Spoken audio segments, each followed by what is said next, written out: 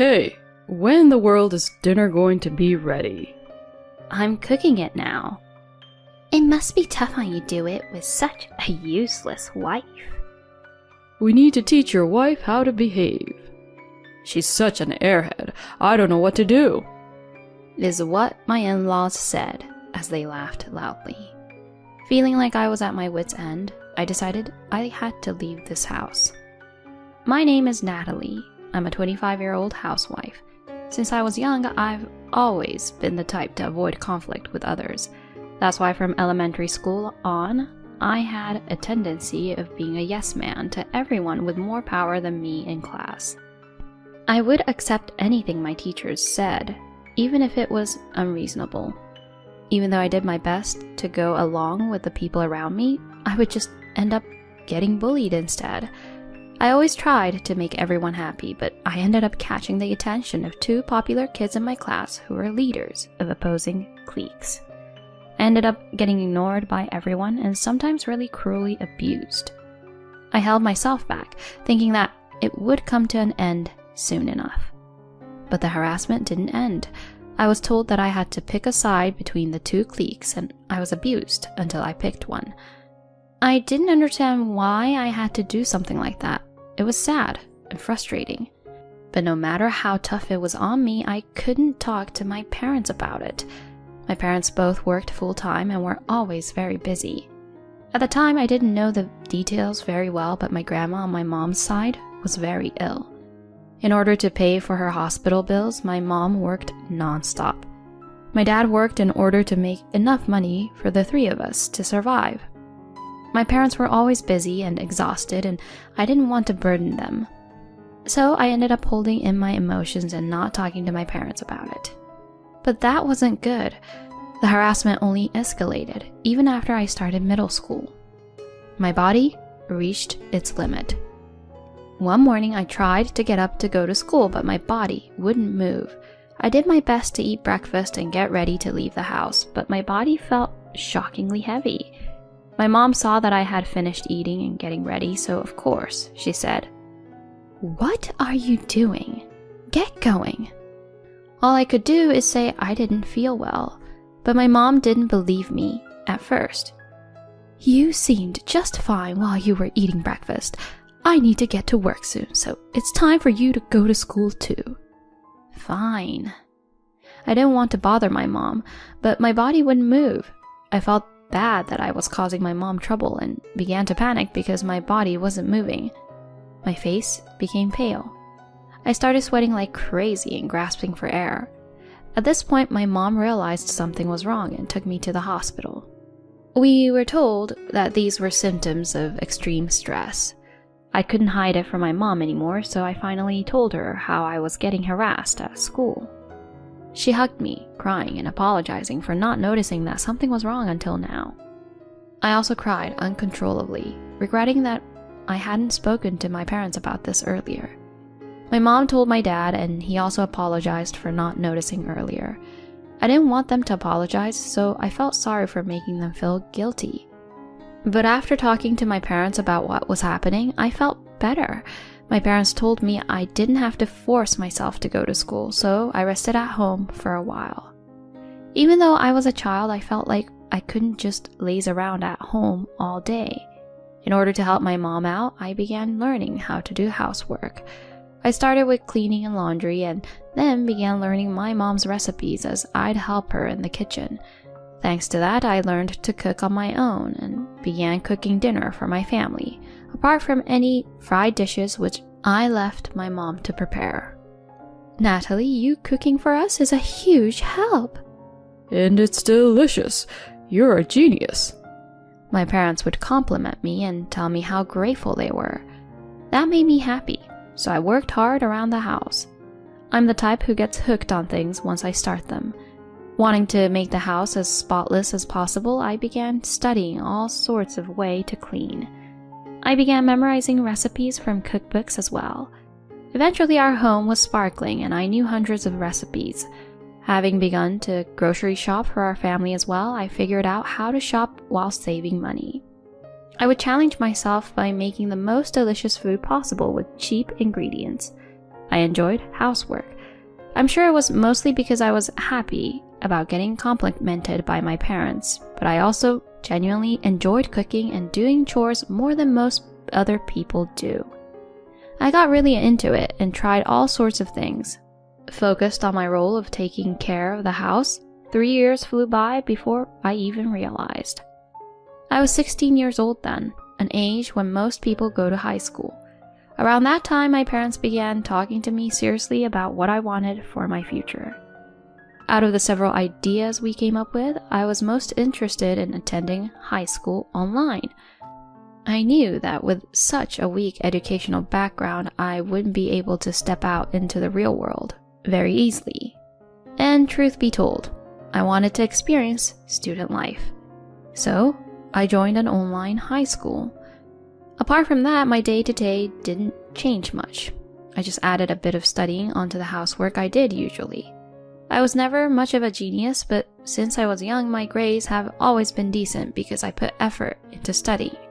So the classes I took now were no problem. 3 years of online classes later, I was able to get my GED. I thought that dropping out of middle school would be the end of my life, but it really wasn't. I was able to properly get my GED after all. Natalie, you've really worked hard. I'm so proud of you. Mom, Dad, thank you. It's because of you two that I've been able to get this far. Expressing my gratitude to them, my parents began to cry. After graduating high school, it was time for me to start working, but I didn't know what I should do for a job. Since I didn't attend school in person, working for a normal company would probably be difficult for me. Wondering what I should do, my mom came up with a plan. Why don't you try working as a housekeeper? Those sorts of service jobs seem to be increasing these days. So jobs like that exist too. I began researching and found a few related companies that were hiring at the moment. I wasn't too picky when it came to salary or anything, so I applied immediately. I was chosen for an interview where my boss took a liking to me and I was hired almost immediately. I went to a few trainings after getting hired, but I guess my talents were pretty obvious. After all the research and practice I had done on my own, I had really become skilled. The rest of the staff were mostly housewives who were busy with their own families while I was free to work as much as I wanted, so I quickly began working full-time. I started off by following a senior employee, but once I had gotten somewhat used to the job, I was assigned tasks on my own. I'm not very good at communicating with big groups of people, but when it comes to jobs like this, where I generally communicate one-on-one with customers, I have no problem. I realized that being good at meeting others' needs is an important skill and allows you to listen properly to others' wishes.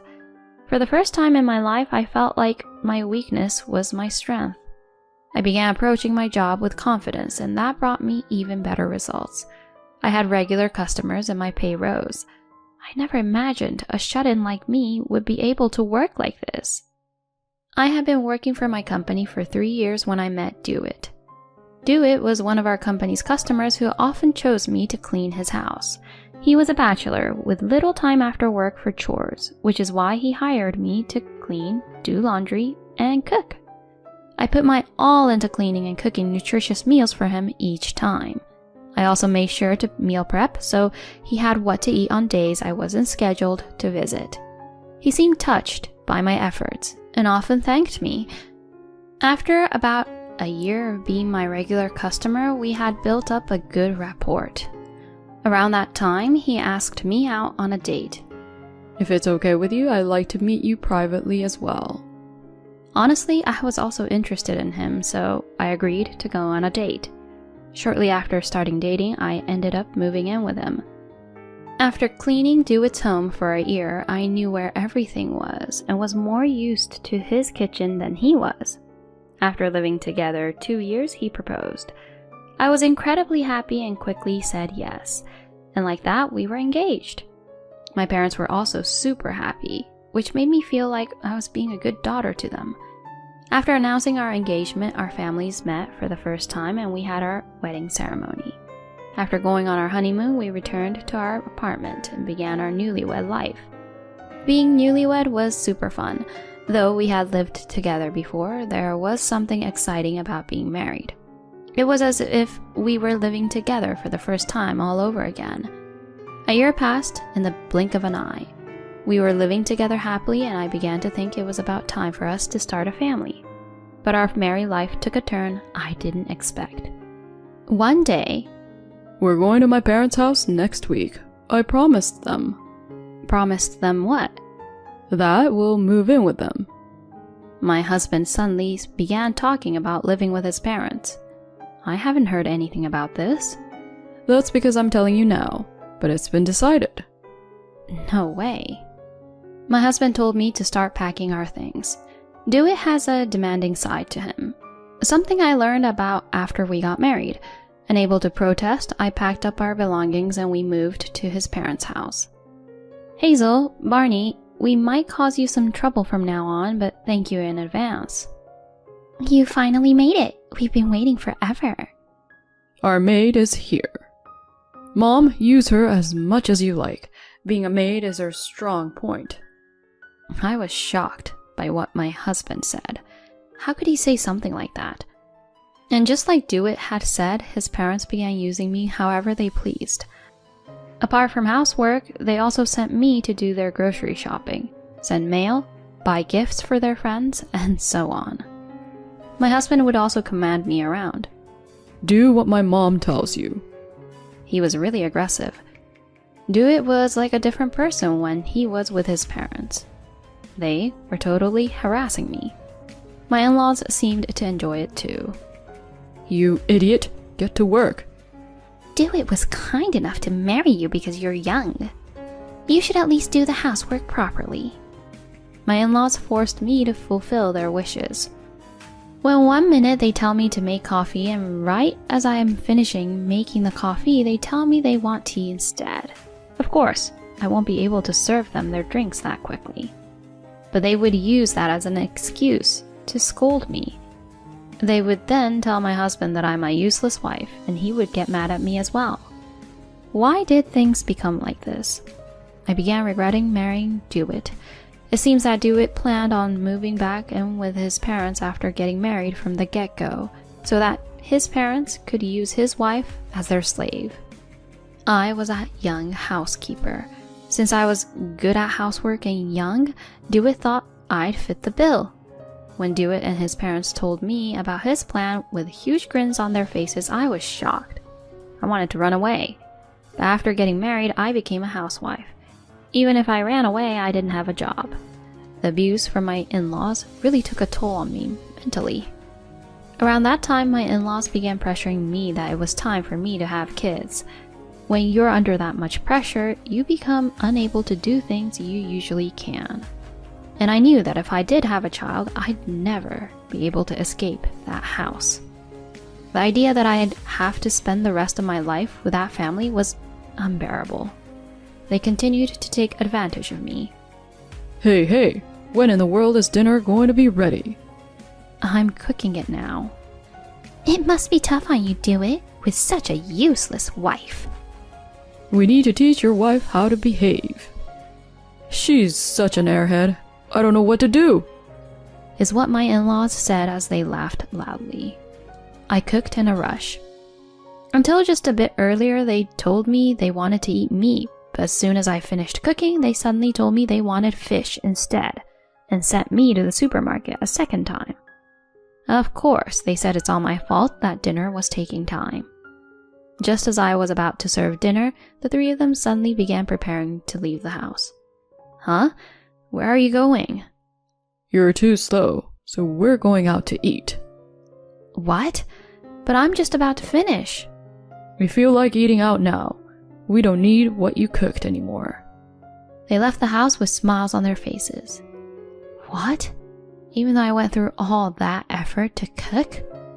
The 2 meals they had made me cook sat on the kitchen counter.